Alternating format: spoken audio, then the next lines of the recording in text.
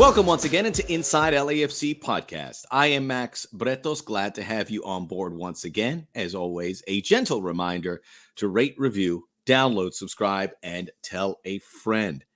We have a big date ahead. Sunday, November the 26th, MLS Cup Conference semifinals. The Seattle Sounders host LAFC up at Lumen Field. I am excited. The neutrals are excited. Sounders, LAFC fans are excited. Broadcasters, owners, this is going to be huge. I hope you're excited as well. And to help you get the flames up and ready for that excitement level, we have a great show ahead.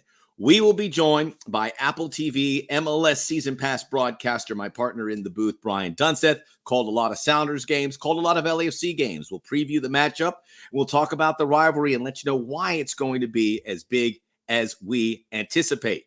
Then we'll be joined by Ante Razov, LAFC assistant coach. He's been there since the beginning under Bob Bradley and now under Steve Cherundolo. We'll talk about how the club has grown and how he is expecting that game coming up against the Sounders. It's Inside LAFC podcast, and it starts right now.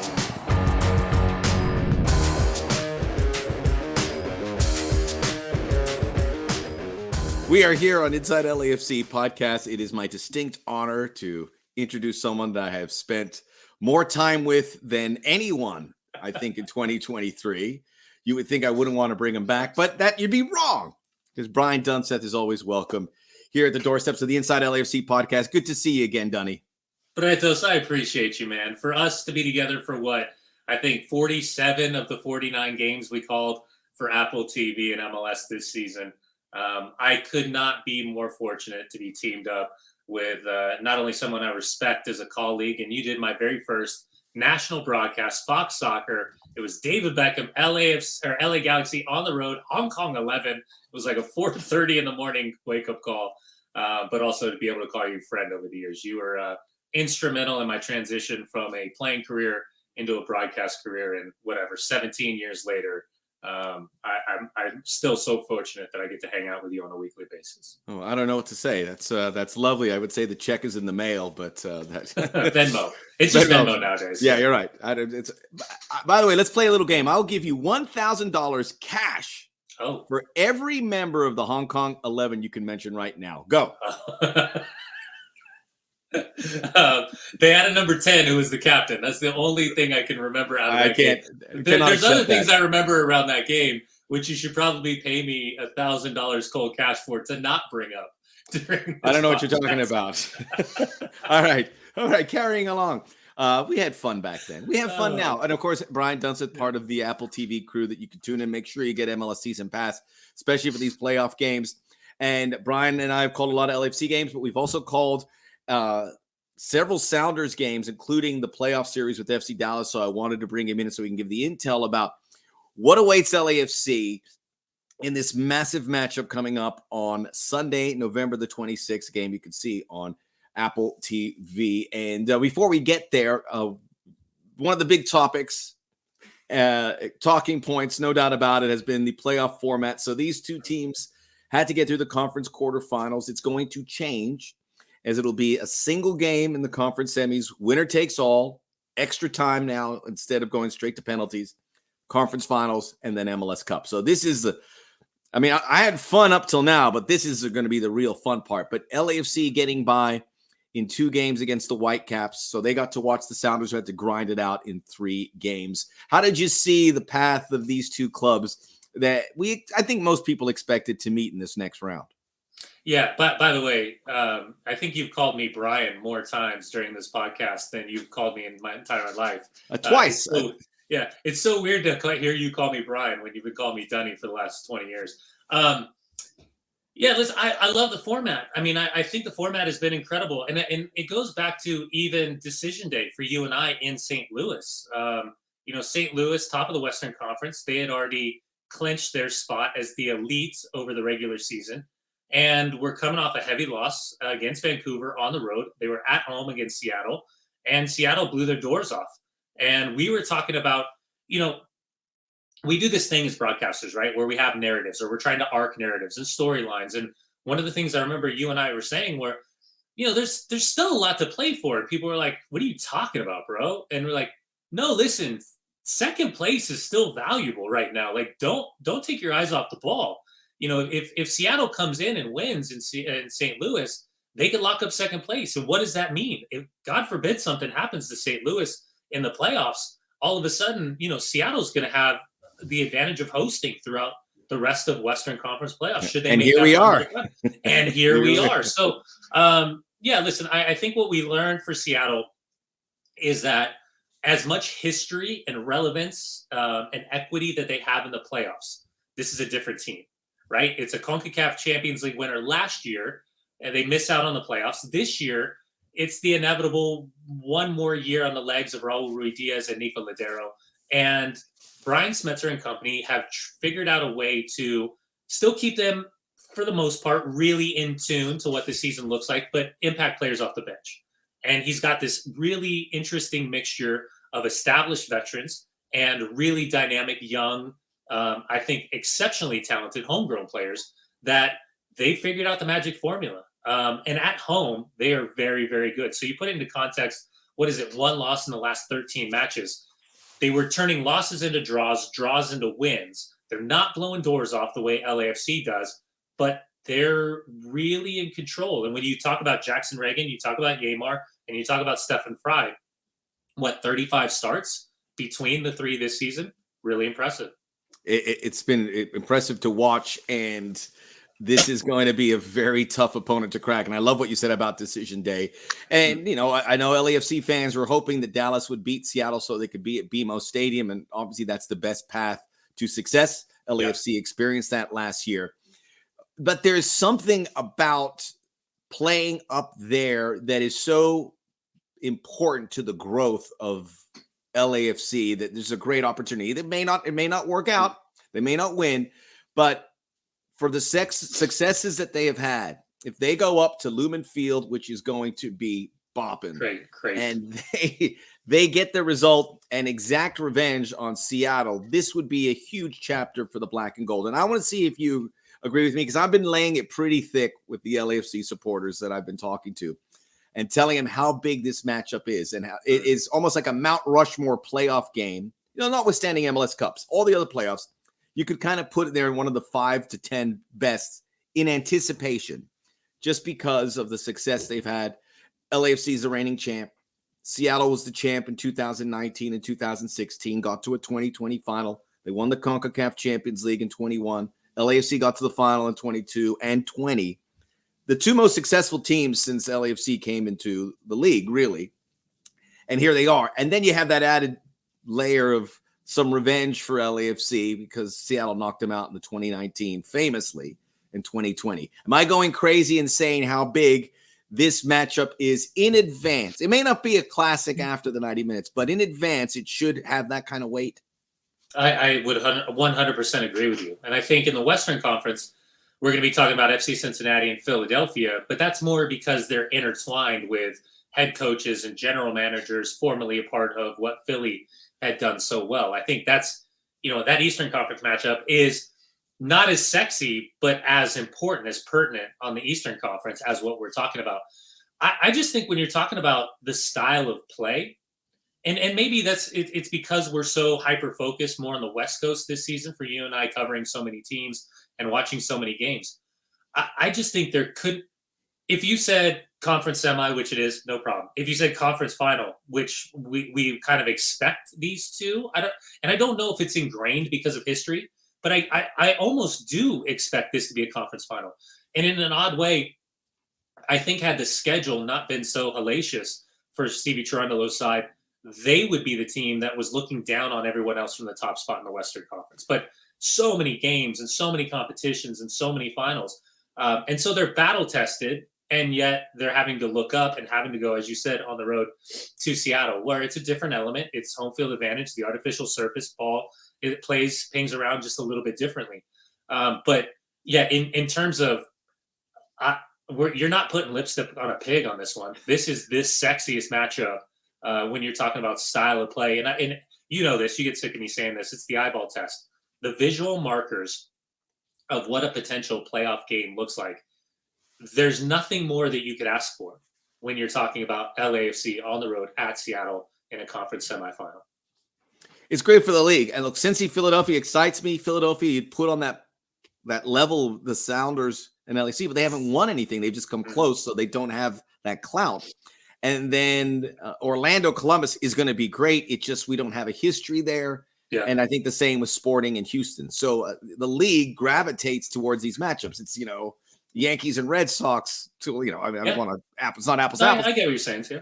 But right. I mean, so this is important, obviously, for the two fan bases, the two clubs, but also for the folks at MLS because they want the neutrals, and there's an opportunity here.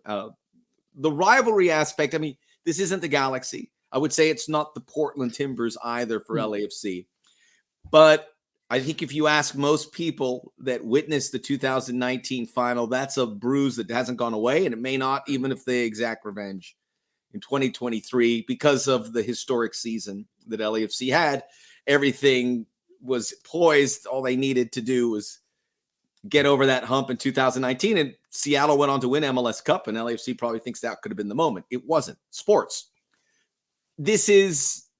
I think it's certainly a rivalry because of that history, but also because of the things we talked about their shared success. And whether people want to hear this or not, the Sounders are a club you kind of want to replicate in many ways, and we'll get to other topics. So is the rivalry factor, does that give it that extra oomph in your estimation?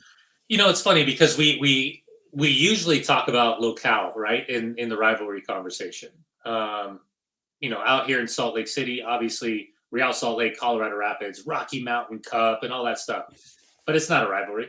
I mean, for Real Salt Lake, it's been utter dominance for the better part of 15 years. They don't see it as a rival because rivals, you create rivals with competition, right? Like those moments where you're just like sticking people, getting fired up, those confrontational, sparking a fire moments.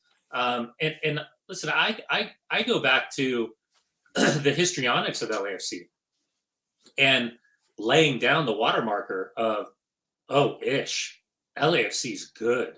And that was that first road trip in the expansion season when they went to Seattle and they smashed them. It wasn't a smash and grab. It was full dominant, 90-minute performance. And that was also, I think, the first time, the marker was there with the supporters and traveling and 32-52 and LAFC. And I think and all due respect to every other club, the traveling support is the best in the league. It is the loudest. It is the most boisterous. I mean, you talk about fan culture. When LAFC travels, LAFC's traveling. So I expect that upper tier just to be complete black and gold. And it's going to have its own element to the atmosphere, which is already going to be an incredible atmosphere at Lumen Field. You and I have been there with two of the last three games that we've called. It's extraordinary. And it's different, and that's fine. It's different than BMO Stadium. So, yeah, I just think that there's rivalries that are created based on, history, based on locale. But this is, I don't know, man. I always rub my fingers together when I try to explain something that's unexplainable. And I think that's what there's something just a little bit more special with these two matching up. And you and I, literally, you called it. I remember we were in Seattle, and you called it, and you're like, dude, this place after Thanksgiving is going to be a cauldron when LAFC shows up. And I was like, oh, there goes Bredos again. And sure enough, T.O. Max, he called it. That's my nickname on the road, T.O. Max. Well, we've got a couple nicknames, but T.O. Max is the most T.O. Max for now. Yes. Yeah, T.O. Max. Don't listen to this guy. But but do listen to him. And look, we call those games the lower bowl at Lumen Field. We saw that Seattle Dallas was 34,000. Yeah. And if they open I know a lot of supporters going up there, and this is an event, and Seattle's relatively close. I'm going to have to get my room at the Edgewater if I want to go up Sunday. Good luck. I know. But it's going to be a lot of black and gold. They travel, but this is the postseason, so this is it's going to add a good number, whether it's a 1,000 or 1,500. I think you're going to get there, and then maybe a few other, and it's going to illuminate the Seattle fan base too, which is also, remember they didn't make the playoffs, so they're looking to get in here as well. Let's talk a little bit about the game. Before I get into preview, there was a topic that applies to LAFC here that I thought you had a really good spin on, and we've talked about it with Sounders. And we spoke to their coach, Brian Schmetzer, about the fact that they are elite with homegrown. So academy homegrown players, you have FC Dallas, Philadelphia, and then Seattle. What separates Seattle is they don't sell their homegrowns, and he says that as much. He goes, they are part of it. And maybe LAFC, when this academy and MLS Next Pro and LAFC 2 starts to churn, you will see 2, 3 local guys that play important roles. LAFC is not there yet. It took Seattle a while, but the older guard, Jordan Morris, and then guys like Josh Atencio and Obed Vargas. There was like 12 guys with Washington State ties there, and they play big roles. And that's without that, Seattle's not here. This is a unique circumstance, but something that I think a lot of clubs have to look at how Seattle does it. Say, we could probably do that, especially in LA. Listen, I'm a kid from Upland, California, right? I mean, I went to Fullerton. I grew up playing in the club soccer scene in Southern California. And the talent is off the charts. Talent's off the charts. I mean, it is off the charts in Southern California. And I think the continued evolution of now taking off the training wheels in terms of the scouting networks and creating the academies where you're not just stuck in the 909 or you're not stuck in 818. Like, you're not sharing the same area that LA Galaxy is. You can go all over the world. And I think that's going to be part of the evolution. And I think it's important sometimes because while you and LAFC supporters are really fingers deep into this identity of what LAFC is, you're still in the infancy. I mean, this is, for as much success that this club has had, and John Thorrington and everyone behind the scenes has done an extraordinary job. Ownership has provided an incredible amount of money. There's a structure, and there has been a structure from day one. But to build not only the product on the field that we're going to be talking about between Seattle and LAFC, you really think about how deep the veins have to go to create something from the ground up. And I can remember talking to John Thorrington and asking, well, what level of the academy are you going to start with? And he said, I'm going to start with an under 12 team. And the under 12 team that has now grown into a Nathan Ordaz or a Dwayne Yass or, you're starting to see really elite level teenage talent break into one of the most difficult teams in Major League Soccer to break into. It sure is. And not just earn a contract, to earn playing time. I mean, think about this for a second. When you step back and because it's fascinating, right? Like, I watch what's happening at Real Salt Lake, and I've got my own opinion on what's happening and where certain things I think could be better. But as I kind of look around, and I'll talk about Seattle in a second, but when I see what LAFC is doing, man, in 5 more years, forget about it. Forget about it. It just takes time. The club is still in its infancy. So when we're talking about kind of the backside, the youth, the trickle down all the way to the bottom. Because remember, it wasn't too long ago when guys had to get in a car and drive up to to Las Vegas to go play a singular game and drive back, and that was the infrastructure. Tons of progress. Yeah. So Seattle, Reed Baker-Whiting, Jackson Reagan, Atencio, Obed Vargas, Christian Roldan, Alex Roldan, Jordan Morris. You sprinkle those players around, a Leo Chu, an Albert Rusnak, a Joao Paulo, a Yamar, a Nuhu, a Stefan Fry. You can and it was funny. The guy who actually brought this up was Preki. We were getting a coffee in Seattle. We ran into Prek, and Prek's like, "Hey, Bobby, what are you doing? Hey!" And then next thing you know, he's talking about this, and we're like, "Oh wow!" Like, you almost forget how well they've done in terms of not just leading guys, but like playing guys, like really playing guys. So yeah, I think as much as we talk about models and trying to be other people, and look at New York Red Bulls literally today announcing Troy Lesesne and Dennis Hamlet and a new reset and a new vision. There's a lot of clubs that are doing things really, really well. And I think LAFC is continuing to prove top to bottom that that's kind of the directional path where they want to be amongst the elite, if not the elite, in Major League Soccer. Good local spin there, Dunny. Christian and Alex Roldan from Pico Rivera, but they both went to school in Washington State, so they fall under the Sounders umbrella. And by the way, you from Upland, how about Rancho Cucamonga, CJ Stroud for the Houston Texans from your neck of the woods? Might be the NFL MVP. Going on 909, 909, baby. 909's got them. We produce some athletes. Whoever's there, whoever's in the 909, we're here for you too. And make sure you're wearing your black and gold because we need you to rep out there as well. Let's preview the game a little bit. I want to give credit to Michael McKnight, who is on our staff here. He gave me this little nugget about the, an expected goal and analytics. Doesn't quite work in soccer, I know, as it works in baseball or other sports.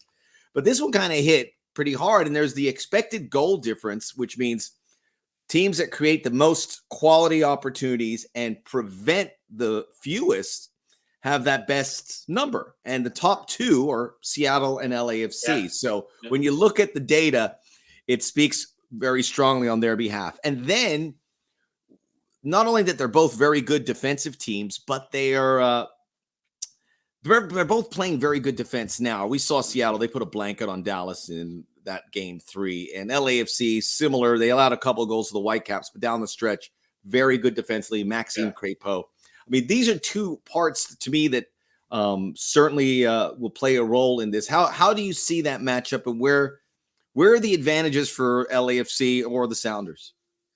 It's funny, Max. You and I, when we get our schedule, you and I would like start texting each other like, "Oh my God, what a great game!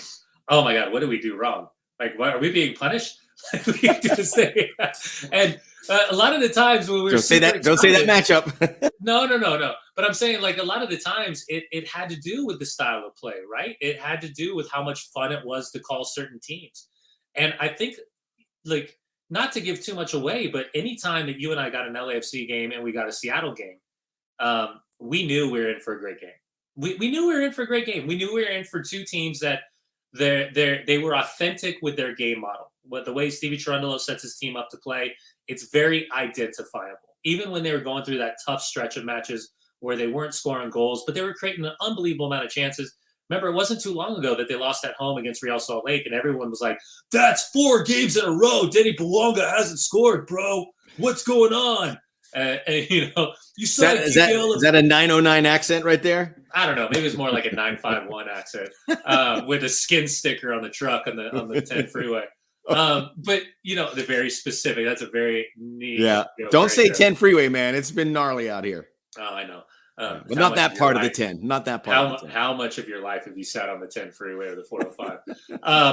But then it was like, you look at Smets and Brian Smetzer and how he wants to play. So I've got so much respect for both of these managers. And not for nothing, a side note, there's a lot of job opportunities open. And when you look at these two coaching staffs, when you think about Preki being on that staff, when you think about Ante Razov being on the staff, when you think about Mark Dos Santos being on the staff, there's a lot of Freddie Juarez, already a head coach for Real Salt Lake as well. There's a lot of experience on this staff. So the implementation of how these guys want to play, especially in the final third, I think that's the most fun. And defensively, man, you think about Murillo, Chiellini, Long, that trifecta to choose from. You think about Reagan and Neymar, what they've done in front of Stefan Fry. I think it comes down to marginal moments, But by the way, I think about tactically how you're going to play with both these guys. Both are super comfortable playing in low blocks. Both are super comfortable in high press. Both are super comfortable in slow, methodical buildup. Both are super comfortable in very direct up and over the top. Am I the only one salivating at the idea of Denny Bouanga, going at Alex Roldan? Am I the only one that's thinking about, well, hold on a second, what does this look like when Nuhu Tolo gets forward and Kike Oliveira can blow his doors off going the opposite way? I mean, that battle in the midfield, by the way, think about those crunching tackles that Bogusz getting stuck in with Joao Paulo, Chiellini, the master of the dark arts. Like, it's going to be such, and what Vela can do, what Nico Lodero or Raul Ruiz coming off the bench can do. I think it's the sexiest matchup in the conference semifinals. It's the one that if you said, this is an MLS Cup final, the eyeballs that would be like, oh, I got to turn this on. It's Seattle LAFC in a final. Like, this is must-see television. Dude, it's not even my teams. I'm so pumped to watch this game. That's what we need to hear. And there's a lot of other things at play. It's crazy. It's one game. There will be extra time. There wasn't extra time in the round of 3. Maybe one of these teams will be wishing there's a second game because of a mistake. Yeah. Yeah, it's going to be amplified. And remember also this international date that we're in. And I co-sign MLS breaking for the international date. LAFC has a lot of key players away. Many MLS clubs have that situation, and you want your best team. And they're observing it, and there's got to be patient. But the whole world is stopping to play at this moment, so that's going to be another element too. I don't know who that favors, but I know LAFC hasn't played and will not have played in 3 weeks. Sounders 2 weeks and a day or so, both long times. But that really obviously throws it into the coaches' ranks, and 2 coaches that have done this and been successful with long rest or short rest. Yeah, I mean, even I think you and I have done. It's actually 3 windows where we did the return to play with Seattle off the backside of an international window, and Nuhu Tolo didn't start any of those games because of the complication of his travel coming back from Cameroon in international duty. And Reed Baker Whiting started all those games. In the midst of Obed Vargas going away with the U.S. under-23s. And when he came back, he lost his place to Josh Atencio. So there is a cause and effect. And I'd be interested at some point to hear from, Ante or Mark or Stevie Cherundolo about the amount of time, because it's yes, there's the positivity of rest and relaxation, recuperation, but still intense focus. And how do you, as a coaching staff, create moments that is high intensity, but not redline people to the point where someone's going to get injured in a stupid tackle or a stupid challenge. So yeah, I mean, it goes back to even a few years ago, the long breaks that were New England Revolution and Colorado Rapids for winning top of the West, top of the East, respectively. And they were both bounced in their very first game of the playoffs because there was too much time in between games. So yeah, I wouldn't even know how to make an argument to verbalize either positively or negatively if it was better to win in 2 games or stretch it to 3 just to get another game in the belt. Best of 5, best of 7. Let's go 7. Yeah. Good for our game rate. It's not far-fetched. I know. Exactly. More games for us, the broadcasters. Dunny, everyone's going to be as excited as you are for this and as I am. I think you painted an incredible picture. And as always, thanks for joining us. I know I'll be speaking to you very soon. And getting ready for the rest of these playoffs, which are going to be great, highlighted by this one up in Seattle on the 26th. I appreciate you, my man. Thank you. Brian Dunseth, Apple TV. You can also hear him on Sirius XM on Counterattack. Check out the local listing, Sirius XM FC, for all the latest.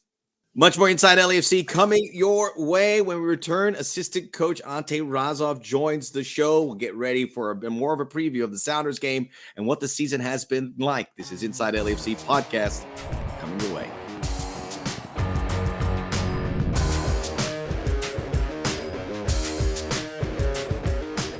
Welcome back to Inside LAFC podcast, a guest we've wanted for a long time, and here he is in the flesh, sporting. If you're listening, you won't be able to enjoy the incredible facial hair that Ante Razov is sporting, but a true LAFC original from the beginning, and with LA roots. Ante, thanks for joining us. You must be elated. Thanks for having me, Max. Yes, completely stoked. You were in Fontana High School. You went to UCLA, working with LAFC, proper Angelino. When this opportunity came up, what did it mean to you? It was an interesting time. I just actually left Seattle to go to the Galaxy, and I always had this idea that LAFC was coming.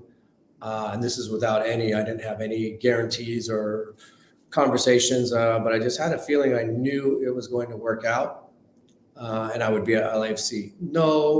Literally, I had no gold in the bag that was going to give me a job here, but I just had a feeling it was going to work out. I covered you as a player, a decorated player at every level, national team, at the club level, a pioneer certainly in MLS. But is coaching something that was always on your radar, or how soon did that become something? Absolutely not. It took me a few years after I retired to figure out what I wanted to do. I wanted to step away for a couple of years, and I think that 3rd year I kind of got the itch to kind of come back to the game, and so I started in the academy coaching kids, which I would tell people recommend to do that first before you jump in with the olders. It was a great experience, and it actually reignited the fire that I had. I was going to ask you about the kids, but you brought it up, so maybe it's a good time to do it, because then obviously the developing of the players in Los Angeles, you've seen the talent, the quantity of soccer players in Southern California. When you see that process of coaching kids, what are the messaging you want to convey so that they can make that progress? You've had that opportunity with a handful of kids as well, certainly this year and the last couple of years. What are those messages that are key for them?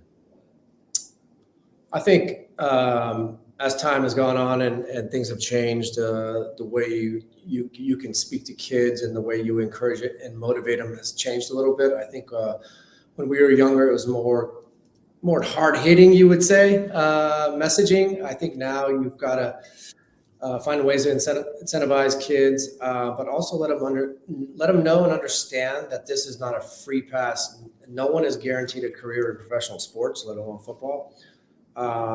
You have to earn it, and there's going to be suffering. And when I say suffering with that, I want to be respectful to like actual suffering around the world. But you've got to, those days of going to the parties with your friends, missing school dances, all the little things that you kind of become isolated with your team and your players. And these are things that I don't think people are really prepared to do. The ones on the greatest level you see that make it. It's a commitment and it's a lifestyle. And so I think these are the big principles that they have to understand before they ever step foot or kick a ball. If you're not committed to this, you're probably not going to make it. How have you seen the not just with LAFC, but the developing of these young players, that process, going from when you were a player to what's better? What are we lacking a bit to make the transition as good as possible for that next group? It's hard for me to say what is missing, what is lacking. I'm not really involved with the academy level. Time has changed and the people have changed. And so when we were kids, we played outside till it was dark. And then, things were settled in the games on the street, or whatever you're doing, playing basketball with your friends and this. And I'm not so sure kids do that now. They're very tablet infused and want the answers to be given to them. And so, it's more of a scholastic approach, I believe, to teaching. And that's all fine. I think, there's no magic bullet for uncovering a child and developing into some world-class player. I think, again, otherwise we'd have 7 billion professional athletes. But it's hard work. It's got to be a burning desire within the player, and it's got to be in the right way. You can't just say, "Well, I'm the best, and I never play this," because you run into that a million times, and that doesn't go anywhere. Pressure from family, parents. I believe biggest judgment can be the parents thinking Johnny's number one. Yep. Johnny's never going to be a pro player. Like, you have to understand this. So a lot of that stuff is all a part of the process. And, that part I did early on in my career. And I'm actually, I've got my own problems with the older ones now. I asked Tab Ramos once, and I said, "Hey, when do you know?" And I don't know if you can answer this, but I'm just curious. Because when do you know you see a player that he has potential? Not that he's going to become a professional, but when you know that they have something that I can help try develop. He said immediately. Is that fair to say, or is there a process we have to see where it goes? Well, talent can be many different things, right? It's the way he moves, is the light-footedness. Does he have a natural technical, skill that he's ahead of the group that he's with? You can see something immediately and go, "Oh yeah, I see now what they're talking about." But then you dig through the layers of the personality, again, the desire and drive, the mentality, the openness to wanting to learn, the ability to learn, all these things that are the next steps. And again, the ability to want to grind this out, because very few go from 16 years old to the first team, to stars, to national team. You're talking 0.00% of the population. You're going to be a great head coach one day, Ante. And we've seen you develop here with Bob Bradley and Steve Cherundolo, and I know you've soaked it in. And look how good you are with your media savviness right now. So you can see the full allotment of skills coming out. I just wanted to talk about the two coaches that you have worked with, and I know it's a very collaborative approach. And Steve has been very upfront, and Bob is about everyone's got certain roles that they have to fill. But what were the things that you lean into the most with your time with Bob Bradley? Certainly the understanding the model, because it's something that he and I discussed previously to way before the concept of LAFC, the style of football, the ideas. So it's something very much that excited me. And the reason why I coach is to play in a certain way. There are many teams in our league that, no, I would not be interested in working with a way of playing it. If it's not exciting, if you're not trying to score goals, then it's not for me, kind of thing.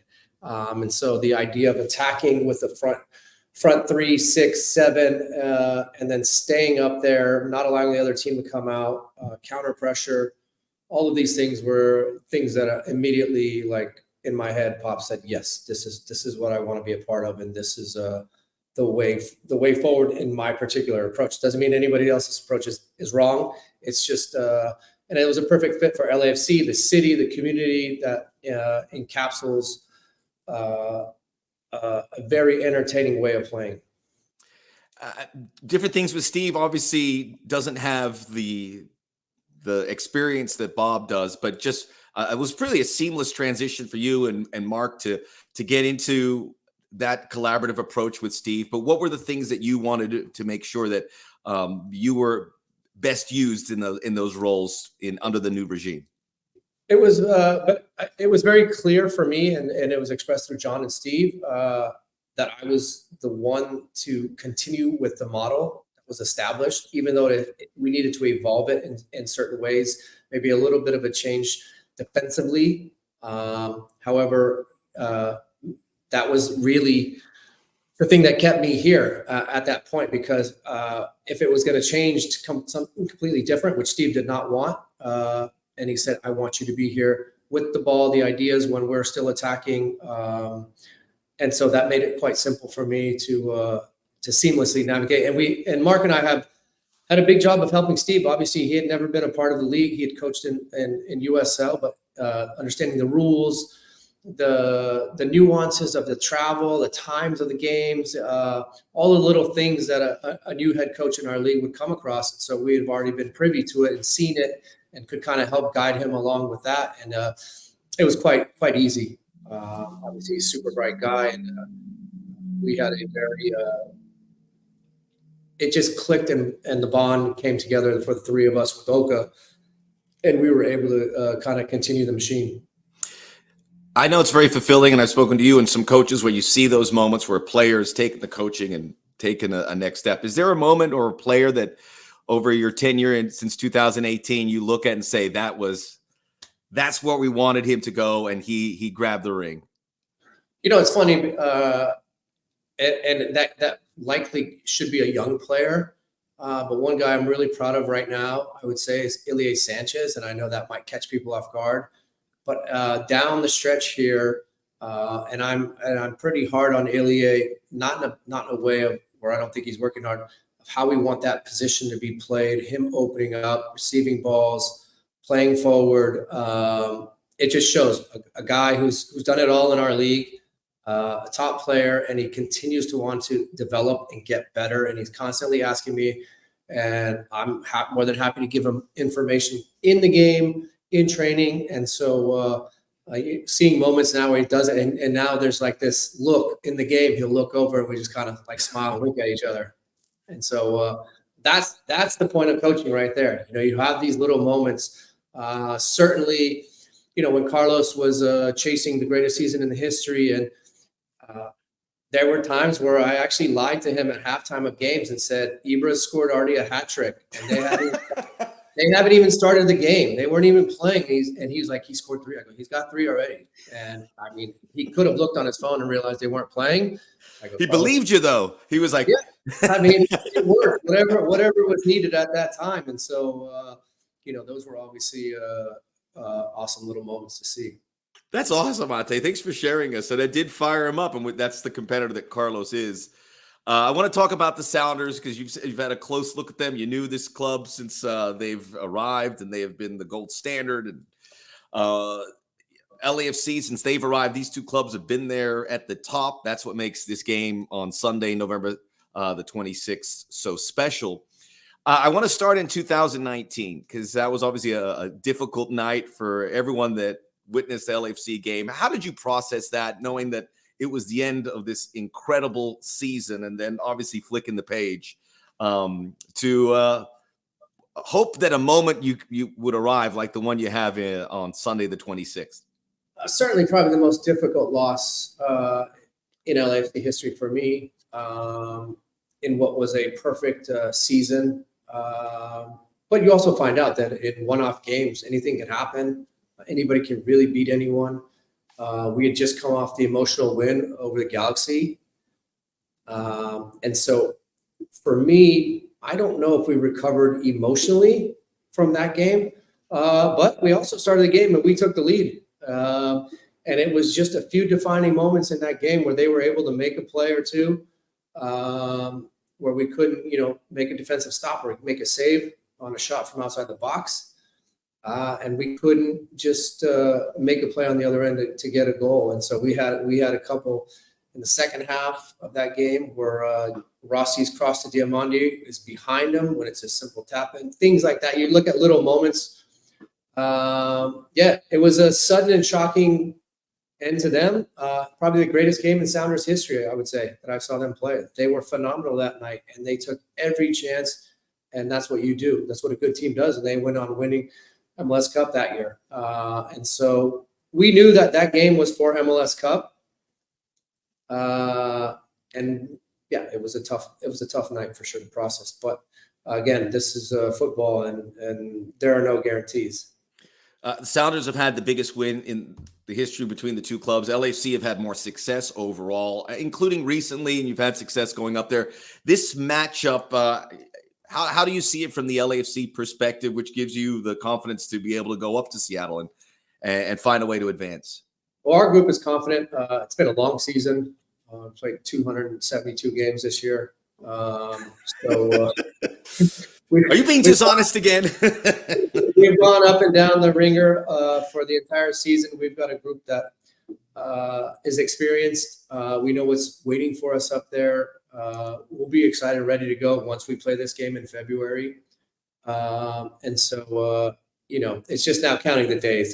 There's just so many days in between, and it's you want it to be here now because the players are ready, and they're ready from both sides. The schedule is what it is. It doesn't allow for it. And so, we know it's a big test. It's a massive test up there. It's a different venue. It's a different surface.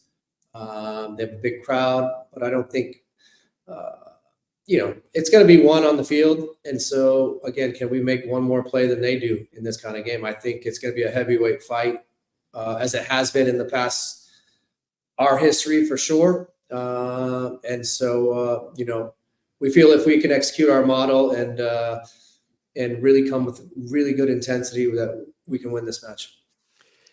Obviously, we'd love it to be at BMO Stadium, but this is going to be pretty special. You're going to take a moment to look around. I mean, they can put in 35,000. I'm sure the upper bowl, they're going to probably get in the 40s, but not playing on the turf's not ideal, but that stadium and those supporters, that's got to be a moment you're going to soak it in a little bit. Not really. It's not something that, we've played in 4 championship style games this year already. I've been to that stadium when it's been packed, and so it's a great atmosphere, but we're going to be there ready to do our jobs, and that is the main focus, not to get caught up in the stadium. And this, I know we'll have a nice contingent of people up there, and we'll hear them, but it'll be a great spectacle for everyone. The coaches, though, we are going to be focused strictly on one thing. Brilliant. It's amazing you say about the 4 finals. It's incredible experience and moments that you guys have had. And it's not far-fetched to say you played 272 games, although I know it's a little exaggeration, but sometimes probably felt like that when it was game after game after game.